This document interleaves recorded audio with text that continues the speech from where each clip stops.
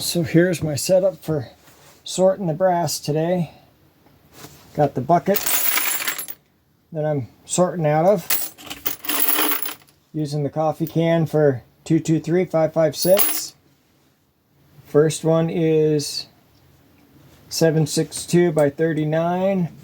Next one is 308, 300 blackout.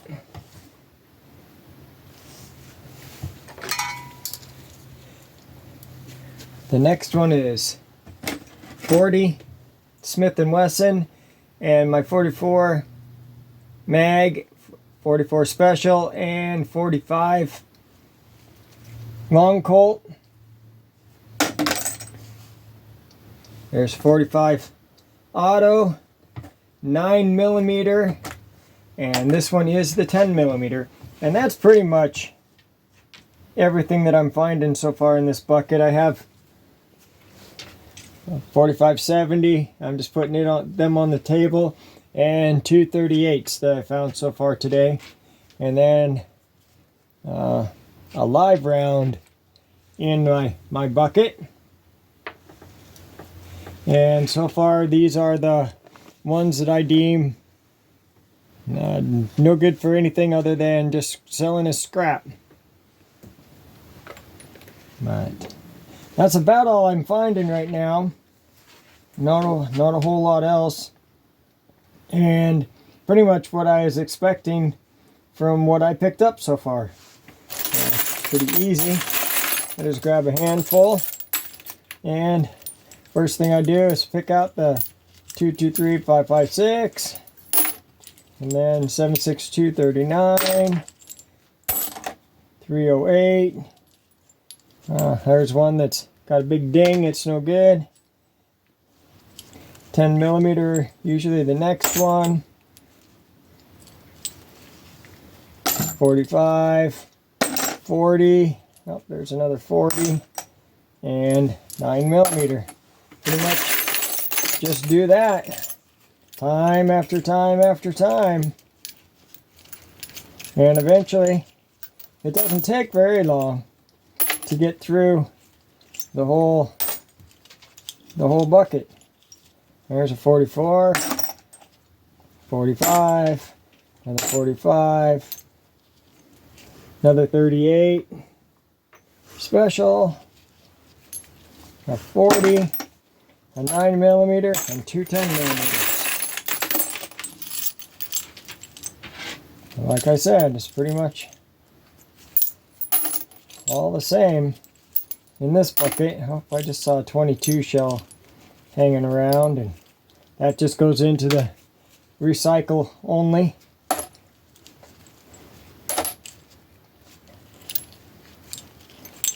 You get a pretty, after you do this for a little while, you get a pretty good eye. It doesn't take very long to sort through.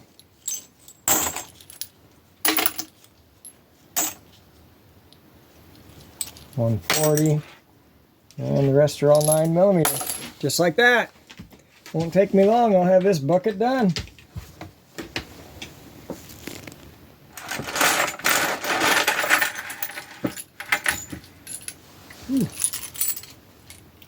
One more after this, that's it.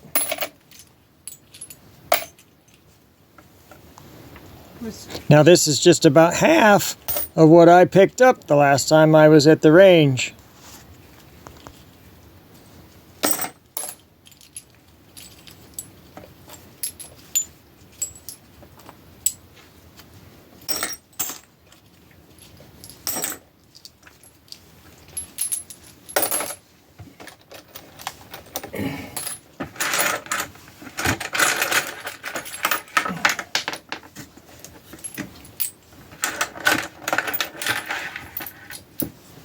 Here we go, the last handful from the first half.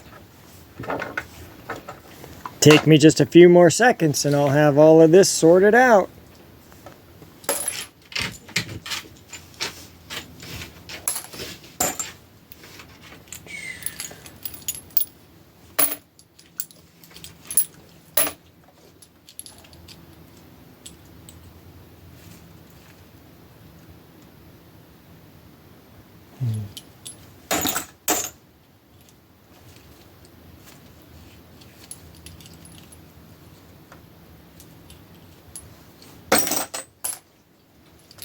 That's it. All done.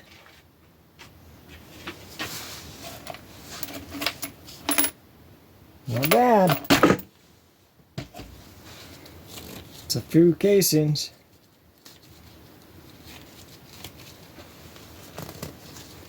All my 4570s that I picked up are in my other bucket, obviously, because I only have one so far. And I know I have more, more of the 6.5 Grendels. I picked up quite a few of those. I think I got probably close to 15 of those, I think. And then everything else, just masses of each of them. Masses of the 223, 556. A lot of 7.62 by 39. These are pretty nice brass casings. Most of the time, everybody used to shoot the Wolf and the steel casings, but now they're a little bit more expensive, and people are moving a little bit more to the brass, which is good for me because I can reload that. I can't reload the steel casings. 308 and 300 blackout, I don't know. I'm just collecting them up right now. I've thought about getting a 300 blackout, or even maybe possibly a 308, so I don't know, I might keep those for my future. 45 Magnum, or I'm sorry, 44 Magnum.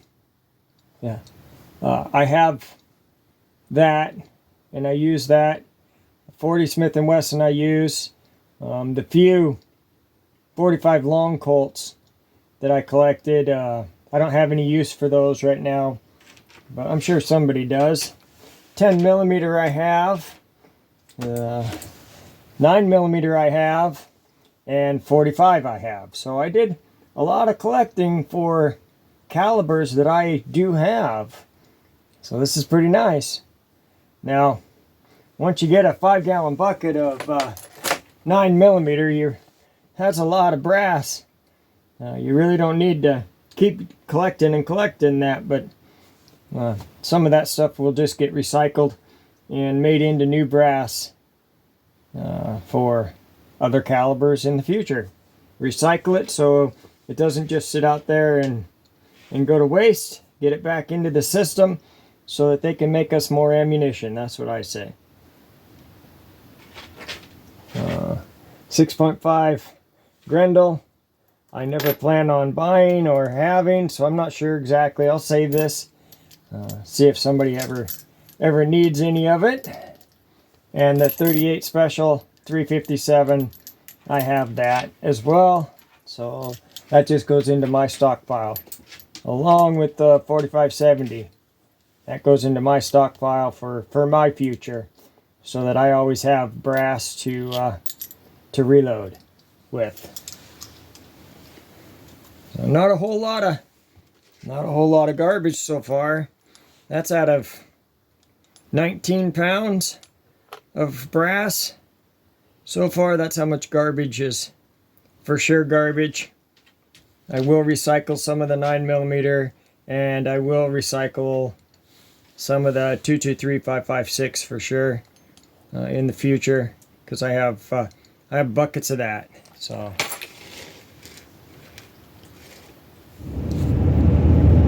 we're sitting at about 42 degrees right now, and with the warm temperatures and the rain that we received last night, got rid of all of the snow on the roads, but my driveway is going to be a different story, I'm sure, because it had packed snow on it, and not enough rain to melt all of that packed snow.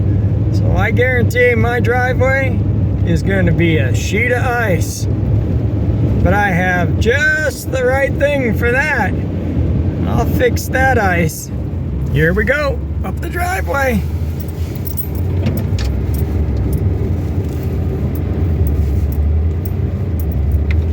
Yeah, just spinning. And this is at 42 degrees outside, so it's not even hard yet. Here, let me shift it into four-wheel drive real quick.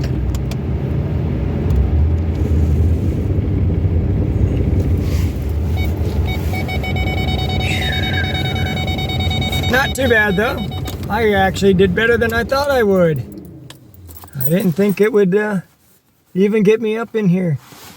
A little bit of spinning, four-wheel drive. I made it. Now, can I walk on it? That's the bigger question. Can I walk on it? Lucky for me, I should be all right because I prepared this morning. Look at, I'll get my finger out of the way. Look at all of that fine gravel that I laid down this morning. Yep, that's right. I prepared with this gravel, 55-gallon barrel of gravel that I prepared with last spring when I was sweeping it off the parking lot at work so that I would have it for this very moment. So I'll get some of it spread down there the bottom of this driveway, but I gotta go next door, and because I know Marissa's driveway is way worse than mine, so I'm gonna go take care of that. And I'll probably, since I got my truck up in here just fine, I'll probably just leave this driveway, because what happens is that gravel melts down through the ice, and another layer of ice is going to form on top of it tonight, covering up all that gravel, and it won't do me any good tomorrow. So since I'm in my driveway now, I am not going to waste my gravel, but I will have it available tomorrow when I come home from work, because when I leave for work, I'll just shoot the chutes and get down to the end of the driveway. That's what we always call it. It's time to shoot the chutes. When, oh, and here comes the wind. When we leave in the morning, I'll be just fine. Maybe in the morning I'll throw a couple handfuls down right in front of my tires so that I make sure I make that corner. But not a big deal. We put up with this every year.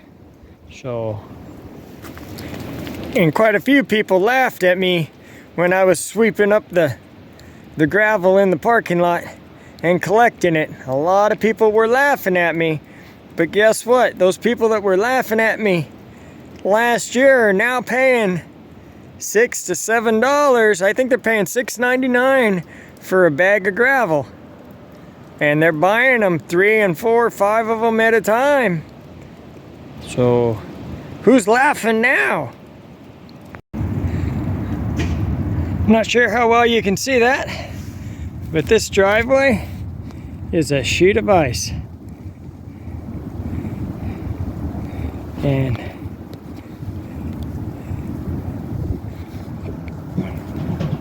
so I am going to try to make it so Marissa can get the truck up in here and parked for the night, so that in the morning she can shoot the chutes and get out of here.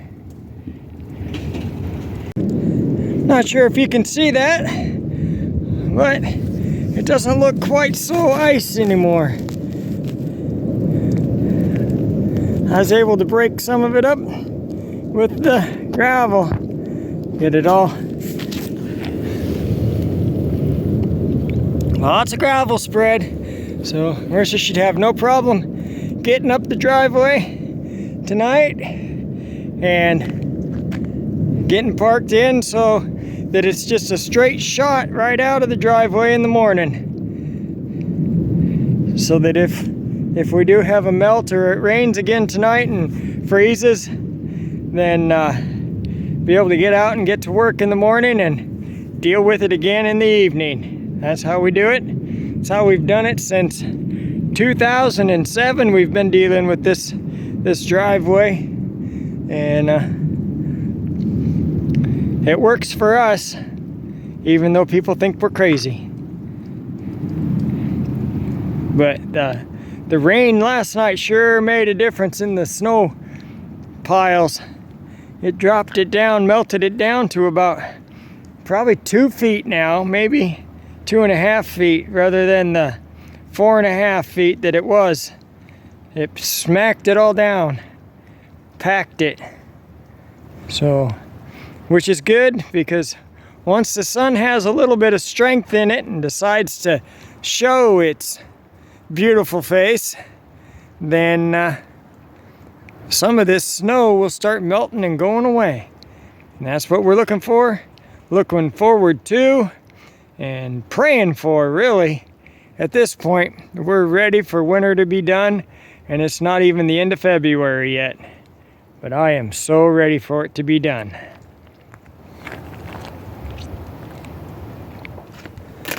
So there we go. That's what I'm up to right now. Just dealing with sorting through some of the brass that I collected a couple weekends ago on Sunday, and just the normal everyday this time of the year. Sometimes it happens sooner than later. Seems like it's happening sooner this year, which is a blessing. I'm very happy about that. But just dealing with the ice and everyday living in Alaska. It's always an adventure. It's always fun. You never quite know what you're going to wake up to in the morning. It's potentially could snow again. They're saying, I'm keeping my fingers crossed that there's no more snow this year. I am ready for spring to come. It could come a little bit early this year for me. I'd be happy with that. I still have a ton of snow in my garden area. There's so much snow in the garden area, you can't even see. That right there is one of my garden beds. And my garden beds are 3 feet tall, and you can't even see the garden bed for the snow. So yeah, it's gonna take a while to get melted off. But I'm ready for that to happen any day now. It can start. That sun, when I feel it shining on me, I'm hoping that it will have some heat getting sunk into my hands, because the more heat that I can feel, then the less snow there'll be in my way when I go to plant my potatoes. I just want to thank you for watching this edition of Not So Remote Alaska, and until next time, may God bless and keep each and every one of you. And with that, I am out.